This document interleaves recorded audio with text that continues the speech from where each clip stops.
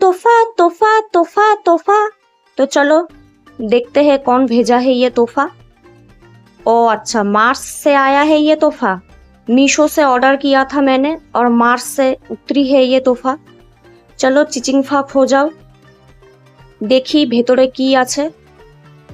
ও আচ্ছা আচ্ছা, মার্স থেকে সরাসরি নেমে এসেছেন একটি পরী এবং এই পরীটির নাম হচ্ছে হাই কভারেজ ফাউন্ডেশন, যেটা নাকি হুডা বিউটির সাথে তুলনা করা হচ্ছে। এবং এই পরী যাতে নোংরা না হয় তাই জন্য তার গায়ে লাগানো রয়েছে প্লাস্টিক প্যাকেজিং এবং ওনার শেড হচ্ছে 05।